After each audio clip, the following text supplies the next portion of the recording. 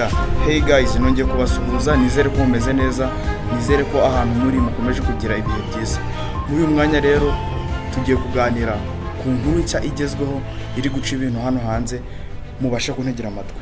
Uyu munsi rero tugiye kuvuga kuri iPhone 14 ndetse na iPhone 16. iPhone ni telefone y'uruganda rwa Apple. Mu mwaka washize mu kwa 9 tariki 20 yasohoye telefone nshya iPhone 16. iPhone 16 yaje ije guhindura ibintu byinshi bigiye bitandukanye. Dore ibintu ugomba kubanza wamenya mbere yo kugura iyi iPhone 16. Mbere na mbere, iPhone ni telefone iri mu buryo mu mamodo agiye atandukanye. Hari ama iPhone 6, iPhone 7 ndetse n'ama iPhone ya agiye atandukanye. Ariko iPhone 16 yaje izanye impinduka nyinshi cyane zigiye zitandukanye, ubwo muri aka kanya ushobora no gutangarira. iPhone 16 ubundi yaje ifite ubushobozi bwo kwakira 5G.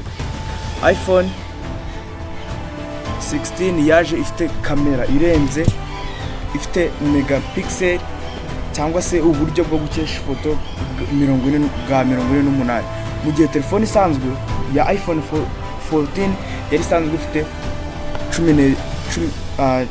megapixel 12. Urumva yiyongeye ku rwego rwo hejuru. Ikindi wamenya kuri iyi iPhone mbere yuko uyigura, iyi iPhone yaje ifite mu bushobozi bw'uko mu gihe waba ugeze mu bibazo, ugeze nk'ahantu ku buryo ubutabazi bwa cellular network cyangwa se icyo tuzi network isanzwe yo wahamagarisha, igihe waba udafite network cyangwa udafite sim card, ushobora gukoresha satellite ya iPhone maze ukabasha kubona ubufasha. Murabona kuri screen, murabona iyo video, iyo ni iPhone igihe ugeze ahantu utabasha kubona ubufasha bwihuse, uhita uconnectinga mu ubwo buryo mwabonye, ugategereza. Murabona ko satellite iri gushaka guconnectinga, murikubona ko yabaye connected. Iyo yabaye connected, wohereza message y'ubutumwa n'ikibazo wagize, ukabasha kubona ubufasha. Ikindi twavuga kuri iPhone nshya yasohotse, iyi iPhone yaje ifite uburyo budasanzwe bwo kubika umuriro. Ubundi busanzwe iPhone isanzwe yabikaga umuriro amasaha 22 mu gihe uri kuyikoresha mu buryo busanzwe, uri kureba, uri guplayinga music n'ibindi bintu bigiye bitandukanye. Ariko iyi iPhone 16 yo yazanye ubushobozi bw'uko ushobora kuyikoresha amasaha 33 itazima ikiri mu muriro.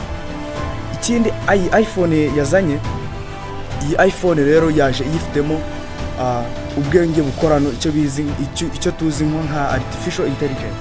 Iyi artificial intelligence bayita Siri yari isanzwe iri mu iPhone, ariko ubu ngubu yongerewe ubushobozi.